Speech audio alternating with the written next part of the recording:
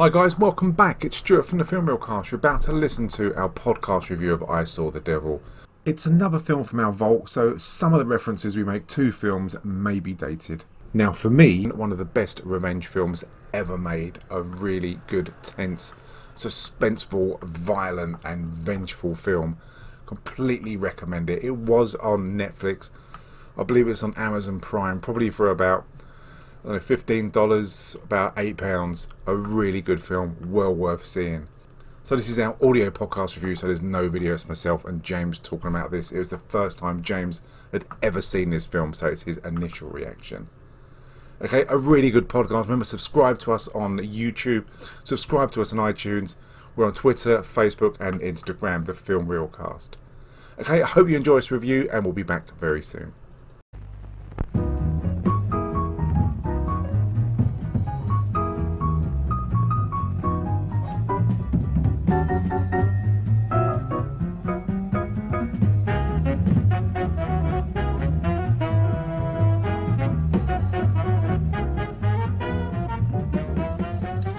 And welcome back to the Film Reel. I'm with Stu, and there is a devil in the room, as in I Saw the Devil, from 2010. I do wonder whether people are getting sick of having to read subtitles to go along with the podcast, Stu, but here we go. I know. Hello, mate. How you doing? You good? Very good, thank you. Very good. Excellent stuff. I just thought we'd do something different. And it's a film that's just a really random film. I know it's subtitled. I do apologise. We won't do one for a long while. But South Korean film. It's a revenge film, 2010. Had a budget of $6 million, equivalent of maybe 12 million. So it doubled up there. It's just a really random film directed by Kim Ji-woon, and he also directed another film. I kind of looked on Wiki and just found out what else he did, because as you say before the pod began, that our opinions could differ on this. He did the good, the bad, and the weird, which is like a chase film. It's a bit like the Rat Race, but they're after a map for treasure, and it's a really bizarre film. But I quite enjoyed it, and that's quite a popular film for the Asian kind of films. But it's this one's different, and I know you hadn't seen it before, and I always like to have a bit of a curveball in of something that you've never seen before, especially something that I remember being quite as graphic as this, that just to get your opinions on it, really. Okay, excellent. Well, just before we start, I saw Wonder Woman last night, and I really didn't like it. I have to say, really? I've listened to a few different podcasts and read quite a lot of reviews of feedback. I hadn't seen anything before I went to see it. A lot of people seem to really, really enjoy it. I mean, they rate it as the best superhero film, better than a lot of Marvel films. But I probably need to watch it again. For me, it was far too long. I found myself checking my watch too many times. Too much chat in it. Okay. But some of the action scenes, it got going pretty quick. After 20 minutes, she was off the island. And the action was going, but it was just far too much chat. But I mean, when you watch that, we'll definitely discuss. But they could have cut 45 minutes out of it, I think. But I seem to be going against everyone else who really raves about the film. But there you go. There you go. We tangent. I know we've got quite a lot. We've got that. We've got the new Guardians of the Galaxy at some point to do. Spider-Man as well coming out in July. And it's some really, really good films. Well, rather than doing films that are so many years old, we'll have to throw a bit of a curveball in and do a new film. Yes. Without subtitles as well. And this was a curveball. Definitely. It was indeed. Yeah, I mean, this is just a basic revenge film. I mean, I watched another revenge film last night. I watched Kill Bill. We've done a few on the pod. We've done John Wick, another revenge film. We've done Machete as well, which I suppose you could call a revenge film. And you've got Man on Fire, Memento, Sleepers, Carrie. There's some really, really good revenge films, but none of them really go to the extremes, apart from Kill Bill, which is fantastic. I suppose John Wick does it for a dog. But this goes catch and release. This is completely different, isn't it? This just goes, there's a line, and it's definitely crossed as far as I can see. It is definitely original, as in, like, for a revenge film, you're absolutely right. It does, it does something in the genre that, well, I haven't really seen before.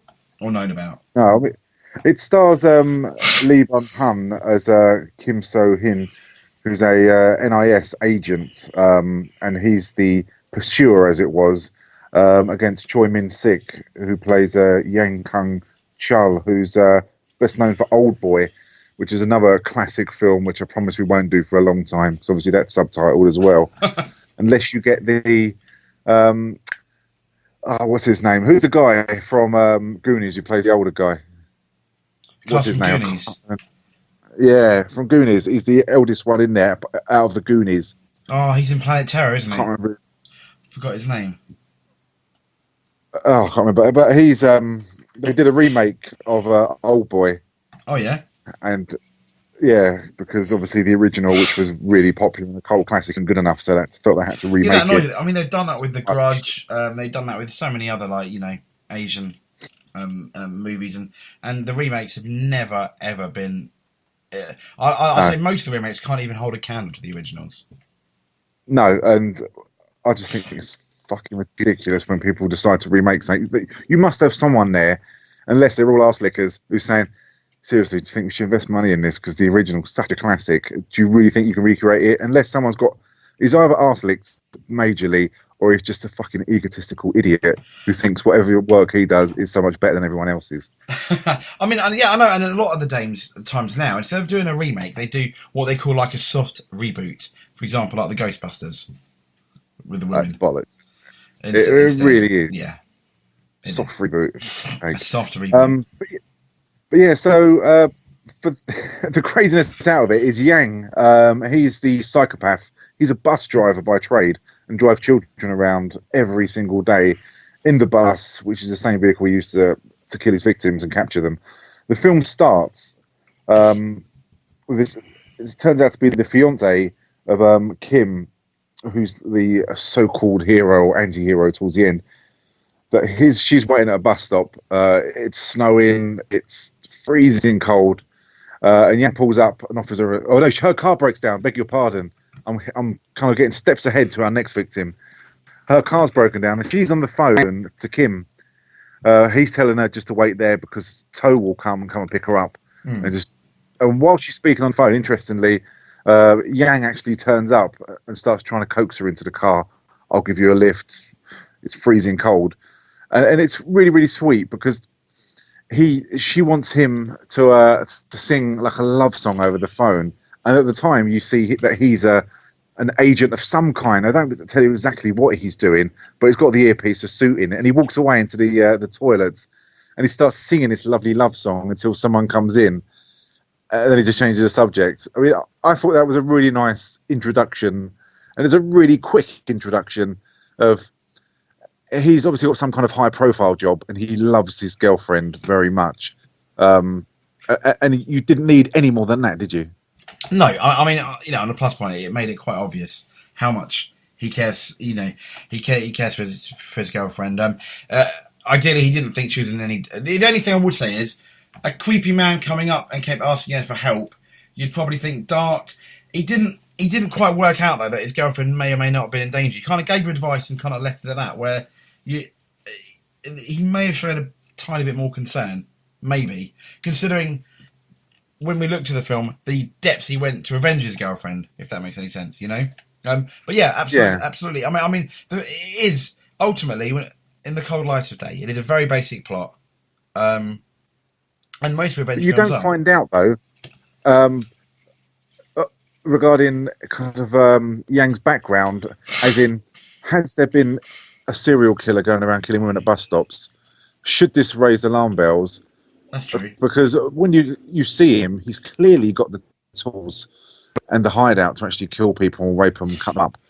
So should senses be heightened, do you think? Because so many women must have been reported missing over the years. And you find that out a bit later on in the film when he finds a cupboard full of purses, watches, earrings, and kind of trophies from when he's killed his victims. Yeah.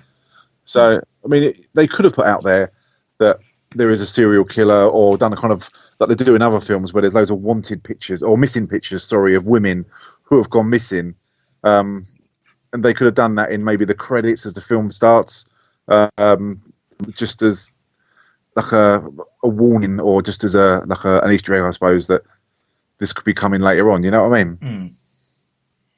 No, So, definitely. But so he kind of hounds her, and she says, "No, I'm not really interested at all." And you think she's safe in her car, and he's parked up ahead. Well, you know she's not going to be safe, really, don't we? I mean, No. we know something. Yeah, but she thinks she's safe in the car. Yeah, well, with the title, like I Saw the Devil, you know something horrible's going to bloody absolutely. happen. And all of a sudden, a window gets smashed, and he just beats the shit out of her, doesn't he?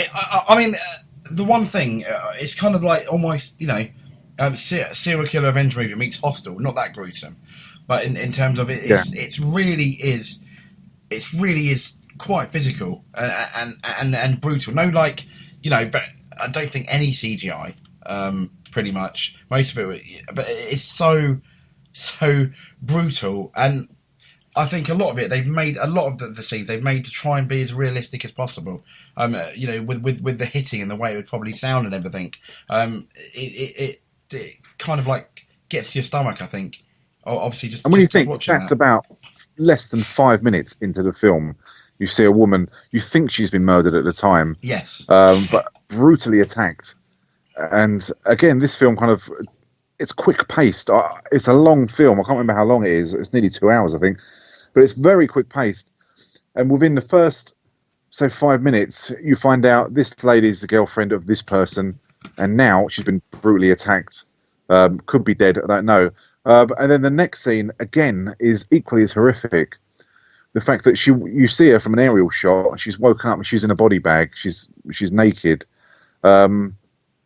And he tortures her, doesn't he? He just plays with her. He taunts her, and he's a fucking horrible person. He's such a brilliant actor. This role is just so good for him. It's pretty much the same. Have you seen Old Boy? no, I haven't. Believe it or not. I mean, it's a brilliant film. And he gets fun out of taking revenge on Old Boy, and it's another revenge film and he does the same in this, but the delight he gets in torturing these women, even when he's being tortured himself, he gets a delight out of it as well. I mean, he cuts her up, and she says that she's pregnant, but he's got no sympathy. He's got no kind of cut-off switch for any remorse or regret, has he? No, it's just cold-hearted, and it goes back. And what's interesting is that's also again revealed, nearly right towards the end of the film, which we'll talk about later. But yeah, he's cold-hearted. He doesn't care, and if you think that's just to do with obviously the women, it transcends that. He just doesn't care at all. And we see that throughout the rest of the film, and going forward when he's quite happily will attack anyone just to get what he wants. For example, there's that moment in the taxi, for example, which was one of the most brutal scenes in the film. That was a very bizarre scene, but he's pretty much a vessel for murder, isn't he? He's got no stop switch in him where he thinks maybe I've gone too far. He just, I don't know, it just plays it so well, and it's just so cold. But the next part is equally as horrific for different reasons. Obviously, the girl's been reported missing, and they've got a huge manhunt. There's a huge search going on in the river, and you find out then that the girl's father is a retired police chief who's quite well respected and everyone knows. And they're dragging this river, and you see him find a head, and the guy says, "Why don't you just give it a prod?" And it turns out to be Kim's fiance's head. Yep. Obviously, she's been cut up into different bits and scattered across the river. And he calls for calls for Soo-hyun to come along and pick the head up. But what a fucking kerfuffle Soo-hyun made of carrying that head. There was no organisation there. It was shocking, wasn't it? Box. That was just awful. Why'd you think there was? I mean, there was no control in the scene, and you'd think it was the first time a police officer had seen a dead person, or a Soo-hyun person had seen a dead or part of a dead body before. They must see these things all of the time. But he was running across the riverbank. He fell over. I think the head came out of the box at some point. Yeah. There was no crowd control. There were people taking photographs of the head, and you had the dad there, poor bloke, watching that his daughter's head rolling across the riverbank. And in the distance, you also had Kim there, who was Broken Man as well. I think if it hadn't have been for the way she was murdered and how brutal it was, it almost was in danger of bordering on comic relief. That scene really took you out of the film, I felt. Nearly. Had it not been... Yeah, I found it bizarre. Yeah, the only thing that saved it, in terms of keeping it serious, was how brutal, for example, the initial murder was. Yeah, I don't know whether this was a reflection to show the kind of the control that the serial killer's got and the lack of control that the police have got across the board. Very deep. That is very deep. I know. I'm feeling deep today. I've had a couple of beers, so. But I don't know whether that was the fact that it was to show how much of a clusterfuck they are. I really don't know, because, as you say, it's gone from one extreme to the other, and it was bordering on taking you away from that first initial moment of the film and thinking, is this a one-trick pony if they kind of peak too soon within the first 5 minutes? But you instantly get back into it. I mean, you have the funeral, which traditional funeral, nothing to talk about. You see a broken family. Apart from Kim, who's just initially, he's just standing there. I mean, he's got that kind of 1,000-yard stare, isn't he? You know something's going to happen. He's thinking about revenge. He's not really grieving as like a husband, fiance, boyfriend probably would. You'd expect, you know? Yeah, and he's very comes across throughout the whole film until you get to the end, where you can understand why. Everything he does has got purpose. He's very controlled, and even he, to a certain extent, very much like Yang, is kind of emotionless, isn't he? Yeah, stone cold. Yeah, like a cold-hearted killer. I mean, he becomes, I think, throughout the film, as bad as, in some ways, as bad as the guy he's hunting, Yang. Yeah, and it's very difficult for the director and the writer and they're doing a lot of films where you go down the road of to catch a killer, you've got to become one, and the person who starts off with morals loses all of their morals and kind of inhibitions, and they turn into the same person. But I mean, I think they go very, very close to the line on this one, but I don't think they actually touch it due to the fact that he does keep that control, if you see what I mean. But I mean, we can talk about that later, because I've got mixed emotions about that. So what he decides to do is he decides to take 2 weeks of leave, basically. And it's not for grieving. You soon find out he's got purpose of why he wants to take his 2 weeks of leave. He does indeed. I mean, would you have liked to have found out more about his kind of employment of the where he works and the agency? You don't really find that out, do you?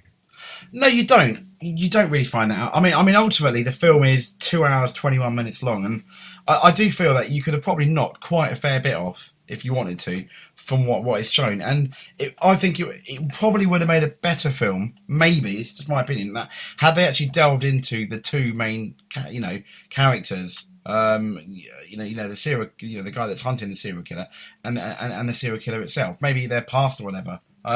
Because I did feel at times the film kind of like dragged, and I was clock watching. Really? Yeah, I was. Yeah, a few of the times. Yeah. Having said that, in defense of the film, that a lot of stuff was happening. It never felt like nothing was happening. I just felt, when I finished the film, I was clock watching, and I thought, wow, that's really, really long. And once the film had ended, I felt that, it felt to me that not an amazing amount had happened when I considered the length of the film. Oh, that's really, really interesting. Okay. Because I never clock watched once. I mean, don't ever go and watch Wonder Woman. That's all I can say. If you clock watch on this one. So he gets his tracking device with a capsule which you can put inside someone, where you can somehow, whether these are around or not, I don't know, but you can hear what they're saying. You can also track them via GPS. And he also gets a file given to him with, I think it's 3 or 4 possible subjects of the criminals of the same MO of this guy, to hopefully track him down within the period of the 2 weeks. And I like this. I mean, for me, the pace keeps fast. Before he goes on his mission, he speaks to his the father of his the fiancé who's been killed, and he completely understands what he's doing it for, but he does try to talk him out of it, which I was surprised about, because if it was me, any other father, whether it's a traditional thing, I don't know, that part of the world, but you'd all be up for it. Can I come along as well? Can we torture him? Let's get some weapons. You know what I mean? Yeah, But he doesn't want him to do that, does he? No, you want kind of like, you want to not stay involved, but know it's happening, like on the sidelines.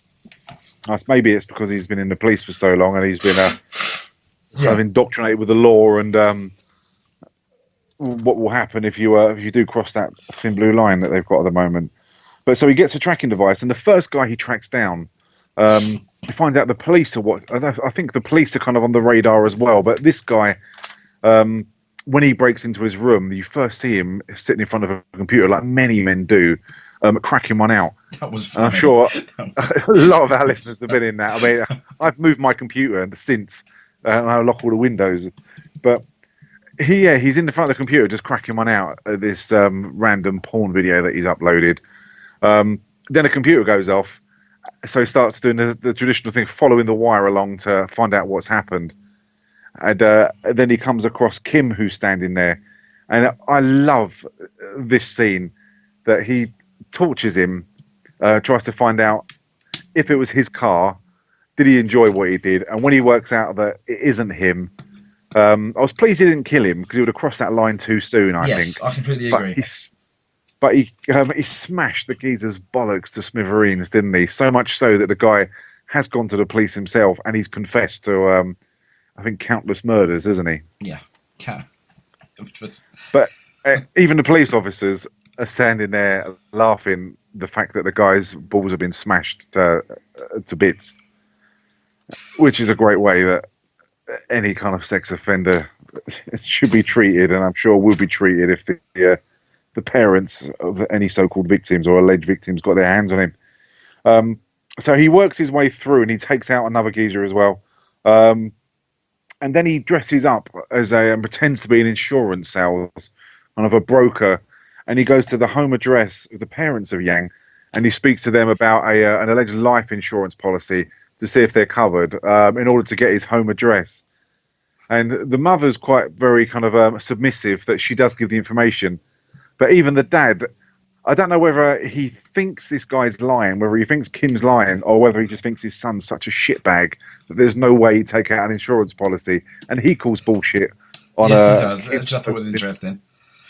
But it also shows you, I think the dad was being honest. And the mum was obviously, oh yeah, I love my, I love him, he's lovely, etc. But he did call bullshit. I think, I think that's because he knows there's something complete. His son's basically, not nice. I don't think he knows he's as evil as he is. But let's say he knows his son's a bad egg at the very least. Yeah, I was really surprised to find out that he had a son. I'd like to know a bit more about that. Is that from a rape? What would that be from? I mean, the son didn't seem to have any time for his dad. But I was surprised that someone who's so sadistic would take time to be in a relationship and have a son. I mean, it kind of made me want to know a bit more about Yang's character, of what the trigger was that turned him into such a psychopath, really. Okay. I mean, do you think that, or will you not really give a shit? No, but I think you're absolutely right. I think a bit more character development would have been nice. Because, essentially, this is a chase revenge film. When it comes down to it, with very little, I don't want to say not with what is a very simple plot, and it's just really a revenge chase film with almost like like certain set pieces when obviously he catches up with them. Yeah, and Kim soon finds out he's on the right track, where he goes to take a look around, and he finds out the torture chamber. He finds his wife's engagement ring. And he also finds the filing cabinet full of kind of trophies from previous victims, which there are a lot of. And he knows he's got the right man. And from there, I mean, it's really interesting that you say you were clock watching. I mean, from there, I found that the pace kind of got even quicker. I mean, how far into it do you think you have started looking at your watch? It was around then. Oh, really? Yeah, it was quite early on, because I was like, okay, what's happened is absolutely horrible, but why should I care about this character? Why should I care about him? Why should I care about the bad guy because he's so bad? He obviously kills women, but what's his motivation? Why does he do it? Etc. Yeah. You know, for example, go back to John Wick, for example. Okay. Yeah. Now, as amusing as it sounds, you look at the way it was very quick the way it set it up, but it was perfect. The way, obviously, it went into the relationship. You know that John and his girlfriend, wife, loved each other. Yeah. And then you look in the way for when she died.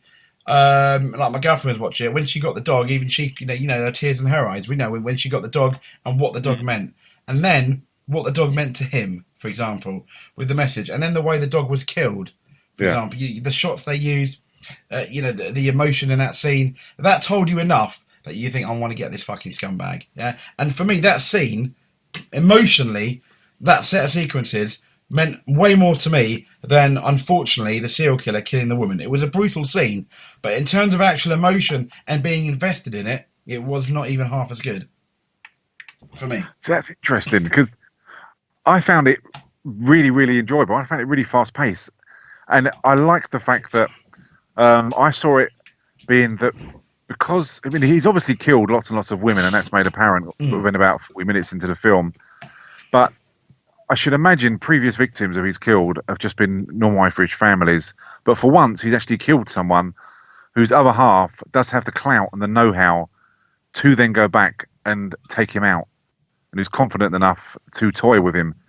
And I like the fact that he has killed so many women, but now he has kind of come unstuck where he will get and can get his comeuppance. And it's just really bad luck, because I'm sure he would have carried on killing, believing that he never would have been caught, and the people he would have killed were just normal innocent women who have got normal families, normal husbands. But the fact that this time he's got someone who's really highly trained and can actually find him and potentially kill him over and over again if he really, really wanted him to, when he catches and releases him. And I like that, but I do agree with what you're saying about John Wick. And I think when you go down the roads with a puppy, especially having two myself, it does tug at the heartstrings, where this doesn't really tug at the heartstrings. It's just a relationship, isn't it? It is, but the thing is, you mentioned we didn't really know that much about the relationship. And I think because of that, I think my emotional investment in the film suffered. And I know I'm reading the reviews, I know for a fact I'm among the minority, obviously, that probably feels that way, given how good the reviews were. Yeah, I mean, I like it. I don't need that connection, because I can see how much he enjoys capturing women and torturing them, like raping them, sexually assaulting them, and playing with them in various ways before he kills them. And that's enough for me to want this guy to be caught and tortured as well, multiple times. So I felt that I didn't need that, and because for me it was fast paced, I didn't need them to have those explanations, and I didn't need those answers. They would have been good, but I didn't need them. But yeah, so the next scene, I mean, he decides to, and he hasn't done this before, and I don't know what his motivation is for doing this. You do find out, as I mentioned before, that he is a driver of a minibus for a school. He drives the kids home to various places, and the last girl on the bus, who is asleep, he decides to capture her. Where he takes her back to this kind of greenhouse location, and he's in the middle of raping her, basically. Yeah. And it's not very nice. It's very close to the mark, because obviously you do realise that she's a schoolgirl, and it starts to get a bit uncomfortable, where he's prodding her with that cane, with her underwear and things like that on her school uniform, and it's quite a powerful scene.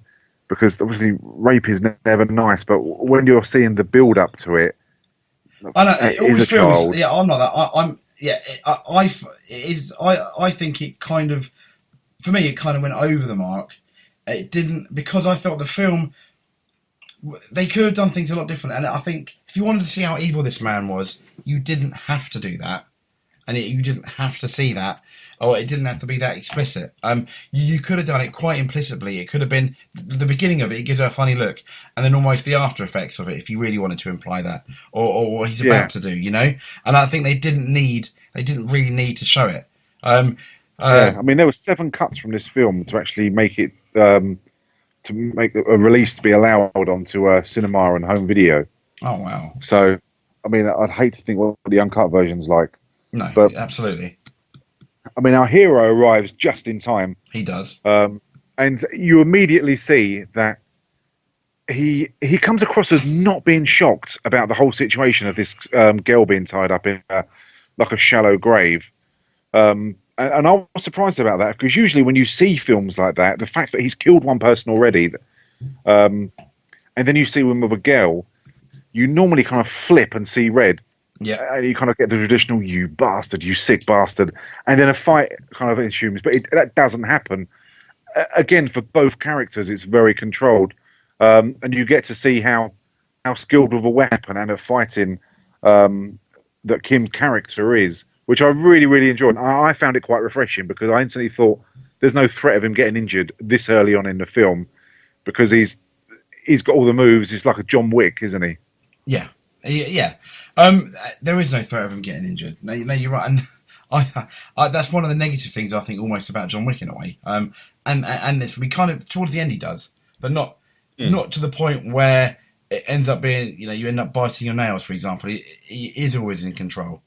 Of it. Yeah, but I suppose the killer has no control or fighting skills. He's used to dealing with women, and he kind of, his main weapon is fear, isn't it? Yeah, and fear and surprise. Yeah, exactly. And what did you think? I mean, he captures this guy. He beats him up a hell of a lot. And then he releases the girl. And then Yang's character wakes up in the shallow grave with an envelope full of money on him. What was your initial thoughts when that happened? Where did you think the film was going to go? I knew he gave him the money because at that point it was obvious to me that we had the whole catch and release thing. And I thought he hasn't killed him. I thought he's going to make him suffer and torture him for the whole film, which he did. But he's done it in I'm going to release you and then catch you again and release you. Pretty much what the serial killer's best friend said later on. Yeah.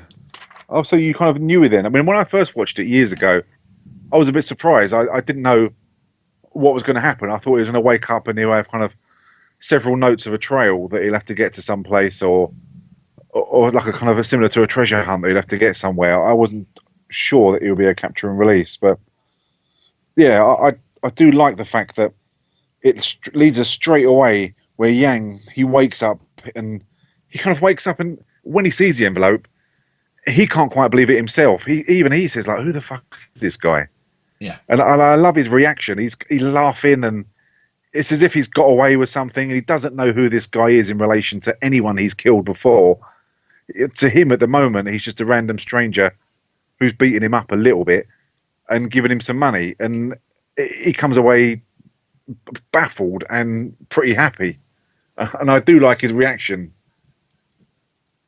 It's brilliant. This guy's a sicko anyway. But yeah, I mean, my favourite reaction of his is towards the end when he just manically laughs like he's crazy. Yeah, when he comes out of that tunnel. Yeah. But yeah, no, you're right. And it's, to be fair, it's one of the few emotions we see of him, other than when he's killing women, he kind of gets frustrated. But it's one of the few times we actually see him almost happy. You don't see much. No. So from then, when he wakes up, he flags. This is a strange bit in the film, and I was a bit puzzled of why this was in there. He flags down a taxi, and he's in the taxi, and the taxi driver seems a bit strange guy himself, and he says, "Oh, you must think this is your lucky day." There's a bit of a strange conversation. The guy in the back of the taxi doesn't actually say anything, but through one of the cutscenes, you see him going to pull a knife out the back. And again, in the taxi, Yang starts laughing. He says, "Oh, you say this is unlucky for me. Like, this day's unlucky for you." And I don't know whether he's in a car and he's going to be robbed by both people, or whether they're both serial killers driving around picking people up. I really don't know. But, I mean, what did you think of that scene in the taxi? I mean, it's a fight scene in a taxi, and it's extremely graphic and brutal, isn't it? It is extremely graphic and brutal, but I thought...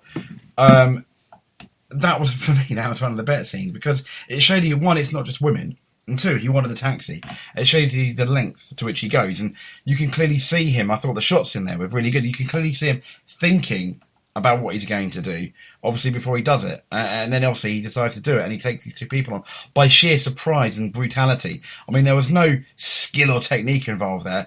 And it was it was absolutely shocking. But for me, that was one of the few insights into this guy's character, to the depths he will go to get what he wants. And it's not just women he'll kill anyone, which we again see later on. Anything that gets in his way, he just doesn't care. But I mean, it was filmed fantastically. I mean, everything through this film, I think that the cinematography of it is absolutely brilliant. From the fight scenes in the car to when you see the scenes in the snow when the cars are parked under the light, and it looks just absolutely beautiful. I mean, I don't know if this is something from the cinematography side of things, which is this directors or whoever wrote it is kind of famous for, but I really do like the way this is filmed. I think it looks really, really nice. Even in the scenes that, like the one in the car, which is pretty brutal, you get the aerial view of the choreography in the car when they're fighting, which I thought was really, really good. Be it its majority is blood spraying everywhere and people being stabbed multiple times in the head and chest, but it's still quite entertaining. So from there, he actually finds out that the taxi driver, when the car crashes, is in the boot of the car. And he's been murdered by either the driver himself or the guy who was sitting in the back of the car. And because he's had the shit beaten out of him originally when he was about to rape that girl, he goes to see a doctor. And for me, this leads to another, which I think is a kind of uncomfortable scene, because obviously it involves like a rape, where he sees the doctor being Yang. And again, he's quite aggressive to the doctor, isn't he? Where he says, "Don't call me boy." And he says he either told him that he'd done the injuries playing a football accident, but he then goes on and sees the nurse outside. And I thought at one point, I think if that nurse wouldn't have come in, I think he would have killed that doctor. Yeah, what do you think? I think he would have killed the doctor. The nurse comes in and basically everything looks all right. He kind of, and then you're made to see he leaves, or the nurse thinks he left, and by this point, watching it, he's, the nurse is gonna be in trouble, and obviously she is. Yeah, because he's talking to the doctor, and the doctor's making him extremely angry, as I say, to the point where you think something really dreadful is going to happen to him. As soon as the nurse comes in, he switches like a schizophrenic, his personality, and he's back out talking to the nurse, saying, "Have you got a boyfriend on reception? You're so pretty." And then he starts getting into the questions of, "Are you a virgin? Have you had sex before?" And it starts to get very, very uncomfortable, and he leaves, but in the meantime, you can hear that Kim is also listening to this on the device, because he's now obviously put that tracking device so he knows where he is. And after this scene, I mean, I've got some mixed views on how it could have been done, but the nurse goes into this room to get some more medicine, and he's sitting in there smoking a fag, and he makes the nurse pleasure him basically, and he starts to rape her. And it's quite a horrible scene where Kim walks in, and again they have you can't really call it a fight, because Yang gets a shit beaten out of him again, doesn't he? Yeah. And the scene in this where he gets that scalpel at the end of it, he basically beats the crap out of Yang, and he says to the nurse, "Don't go away, because I need you to treat him so he can get better." I was like, oh my god. Yeah. And he lifts Yang's leg up in the air and gets this scalpel. And there's no pull away for this. No, I cringed. His Achilles in half. It's very much Pet Sematary time, isn't it? Yeah. Where they do that there. But this is so graphic, and oh god. So he cuts his Achilles away, and then he dumps him off. But my kind of faults in this, I'm sure yours are the same. That to a certain degree, you've got to hold Kim responsible for a lot of the victims in this, haven't you? You do, yeah. I mean, ultimately, he could have killed him straight away. I know it wouldn't have made a good film, but then it would have been done. And this is the reason why, you kind of make your own assumptions as to why he's doing it, and it makes perfect sense, because he wants the killer to suffer as much, obviously, as the victim did. But then again, it's all the other people are cannon fodder, and you think obviously working from from the police side of things, he'd want to avoid that, but he seems unfortunately all the victims he does kind of like save them, but that's only after he's almost 50% too late each time, if that makes any sense. No, exactly, because the nurse is raped. There's another girl he picks up by a bus stop. She's killed. The chemist, when he goes into the pharmacy, he's killed. The taxi driver's killed. There's 2 other victims. So you could really lay 7 victims down on Kim that have all been brutally murdered, that didn't need to be murdered. And throughout the whole film, as this happens, he never really holds himself accountable for any of those deaths, does he? No, he doesn't. Which is a very strange thing when the film's all about revenge, where he could have stopped it. That was the only confusing part in this film, that he kind of never felt bad for it. He's reminded of the fact that you could have stopped this, and certain deaths in the film are pointed out that they're down to him, but he's never holds himself accountable, which is a bit strange. No. So Yang wakes up and he's just by a taxi, and now he's really, really paranoid, and he starts checking his clothes, he starts checking inside the car, because the same guy's turned up twice now and beat the shit out of him, and he still can't make that connection regarding if it's a victim, if it's just someone who's another psychopath. Why is this guy turning up? And I do like the terror and frustration in Yang, and I think it's really acted out well by Choi Min-sik. He does it so well, and he's someone, because he's not a particularly great looking guy, and he's not athletical build, he's not traditional Hollywood actor. A lot of it's reliant on, and because it's subtitled as well for our benefit, kind of acting and facial expressions, and he does it so well. The paranoia that he's got at that moment, doesn't he? Yeah, he does. And was it at this point he ends up going to see his mate at this point to almost seek advice and solace? Yeah, this was a really strange part in this. So Yang goes to see someone, and I don't quite know how this came about, but he goes to this massive house, and he's got a friend called Tae-ju, and Tae-ju's with another female, and he turns up, and he starts explaining to his friend that this guy's turned up a couple of times now and beat the shit out of him, and his friend just laughs that the hunter's now being the hunted. Yeah. And he's an animal, and he's being caught and released. Yeah. And that kind of does, and he says that obviously someone who you've dealt with, you've pissed someone off at the time. They all know that each other are serial killers. So he starts to kind of think about what's actually happening and who it could actually be. And miraculously does jump to the right assumption. But whilst you're in the house, you find out that this house wasn't initially theirs, and that Tae-ju and his girlfriend, you don't know whether she's a victim, because it looks like she's getting raped by Yang, but then it kind of turns consensual, doesn't it? Yeah, but once again, that's a scene we didn't. For me, that was a scene we didn't need to see. What was the point? It is a bizarre scene. I give you that, but I suppose it was shown that a way of pointing out that she's not a victim here, that she's part of that Tae-ju's kind of plans, that she's an accomplice as well. I suppose that was the way that they've done it for that reason. Yeah, no, definitely, unfortunately. But I agree, it was a bizarre way of doing it.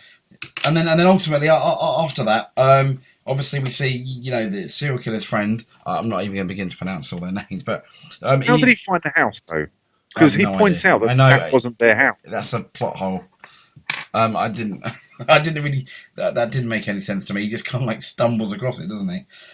He stumbles across his friend. Yeah. Oh, hello. Yeah, I recognise that work. Yeah, and then he comes, and then obviously his friend's dragging some poor female out as well to do whatever to, and that's obviously when our anti-hero turns up. He's a cannibal, isn't he? Yeah. He's going to serve up some head and legs, I think. Head and legs, yep.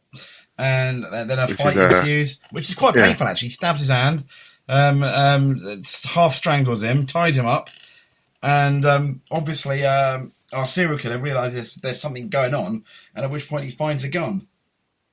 And all hell breaks loose. But I mean, for me, this is one of the more brutal scenes because after he's done that to his, serial killer's best friend, he then proceeds to bash the shit out of the guy's head. How he didn't kill him, I do not know. And I thought he's dead. But then I checked the time, and I thought he can't be dead. There's still 20 or so minutes left, and then they both end up waking up. And then the next thing we know, they're both in hospital with each other. It's really, really bizarre because. And I like because he's obviously creeping down the corridors in the house. He throws some tacks on the floor that he stands on. Oh, that's brilliant. Yeah, everything involves a lot of pain. And as you say, he'd a bit of a scuffle, and he beats the shit out of Yang.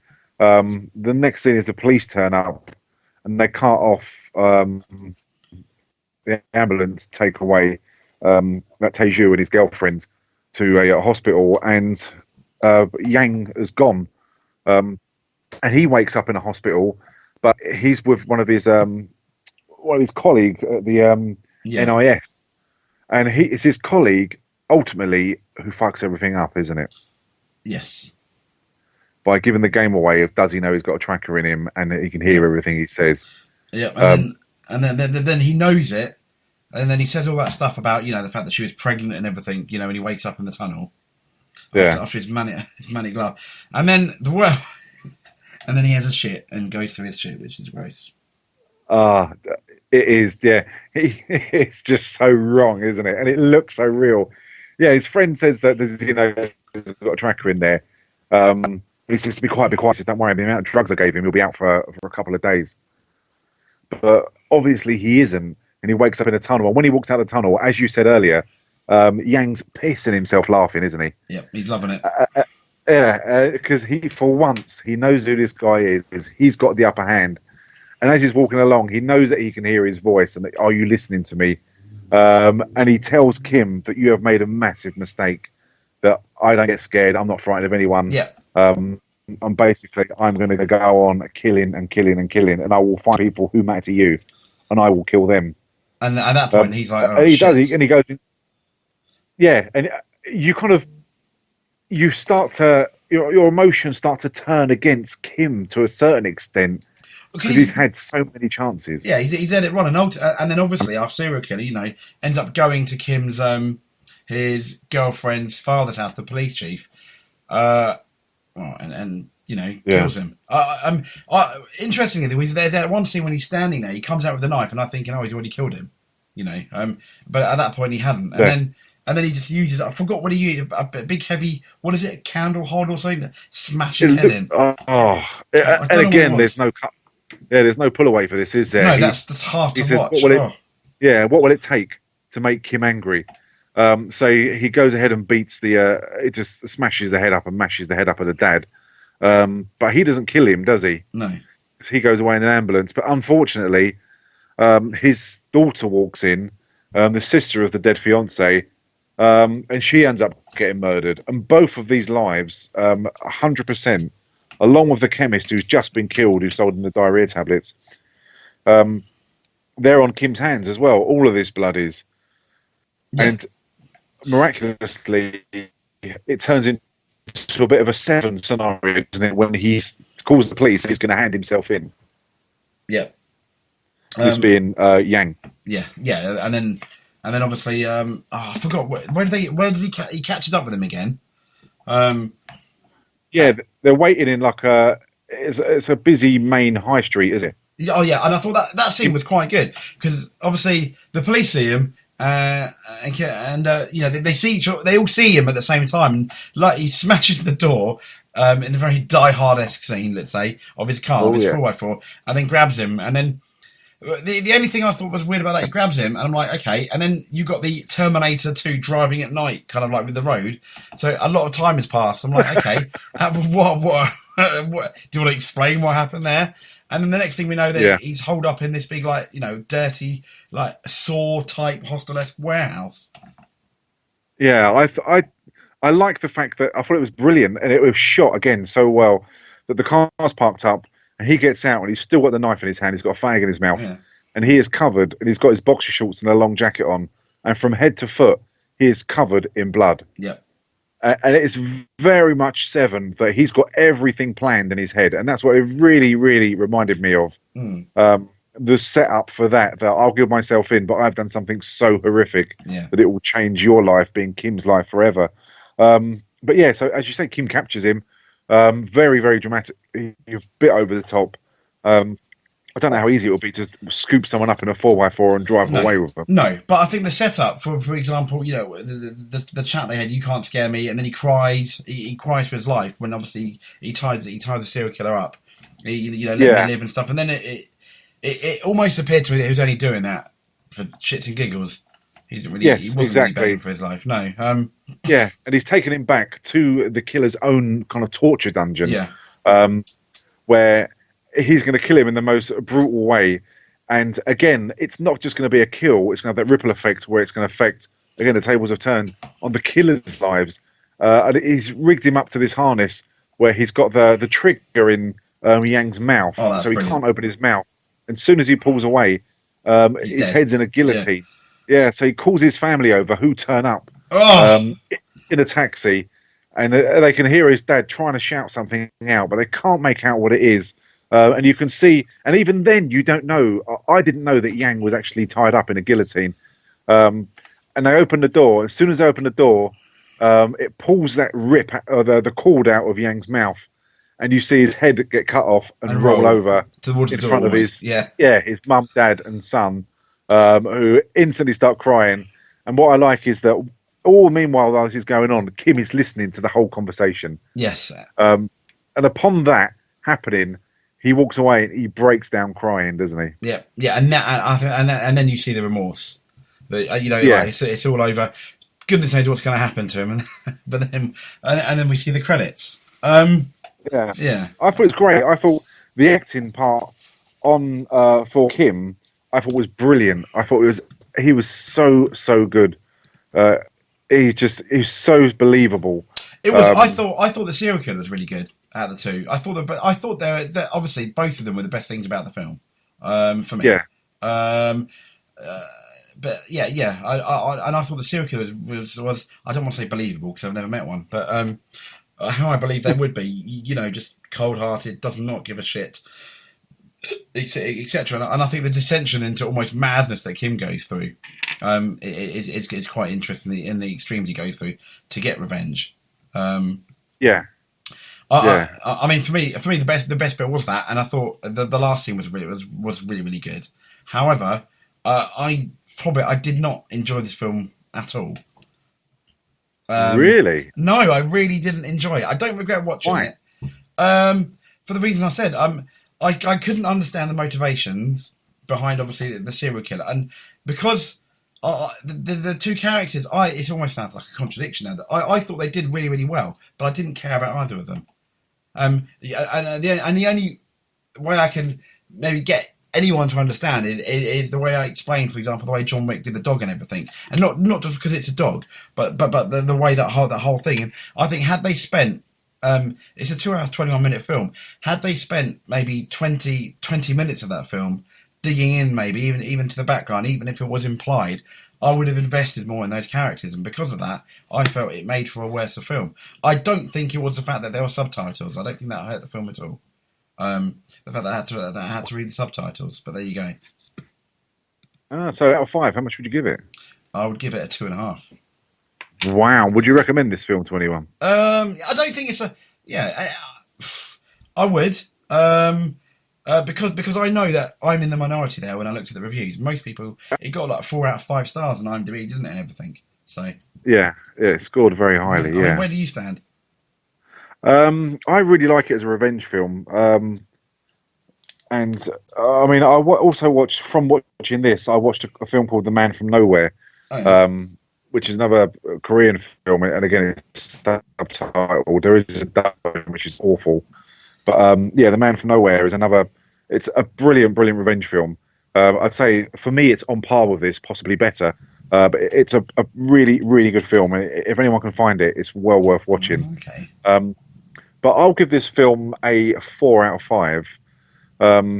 It's not perfect by any means, and there are a lot of flaws, such as I say, a lot of the blood is on the hands of Kim throughout this, who could have ended it. but I can understand why he went on, because all he was tunnel vision was focusing revenge for his wife, and especially when he finds out that his wife was pregnant, and Yang has great pleasure in telling him that as well. Oh, he does, doesn't he? But I love the story in this. For me, it's fast paced, and since we said that we were going to review this, I actually watched it 4 times. Oh wow! And equally, I noticed different bits like you do in films, and I never skipped ahead. I just really, really did enjoy this, and I love it. That's quite interesting because, I mean, both, for example, with Pirates we did before it previously, and this one, they're both films that the majority of people like. Let's say that have watched them, but then each time, both one of us has been in the minority. Yeah, I know, and that's what's so good about it. I mean, the worst part is I don't like the schoolgirl part. That's really, really close to the mark for me. It made me feel uncomfortable.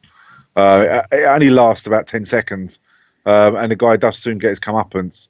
But this film doesn't hold back, and I can understand why it's to cut 7 scenes out for it to get released originally worldwide. But apart from that, I just really like the pace of it. I really love the catch and release side of things, the perspective through the serial killer and through the hunter as well. Through their eyes, and I just think it's shot well. It looks dramatic and amazing, and despite it being a subtitled film, it doesn't take away any of the storyline, any of the action, any of the emotion for the film. And I'd recommend it, but I'd recommend it on the proviso that possibly not watch it with your other half. I don't know if you watched this with your other half. Did you? No, they probably wouldn't appreciate it, and if you've got quite a light stomach, don't watch it as well, because it is quite close to the bone. But no, I really, really enjoyed it. I really did. But yeah, it's great that we watched the same film. We've got completely different points of view. It's brilliant. It doesn't happen too often, doesn't it? I think, but yeah, definitely. Okay, well, guys. Well, I guess there we go. I guess that's it from me, and stay tuned for the next film, which I'm sure we'll be deciding Stu will put out on Twitter. Definitely, yeah. I'll smash it out on Twitter and Facebook and everywhere else when we decide what film we're going to do next. I hope you enjoyed this podcast. Watch the film and let us know if you're on James's side or if you're on my side. I hope you enjoyed it, and thanks for listening.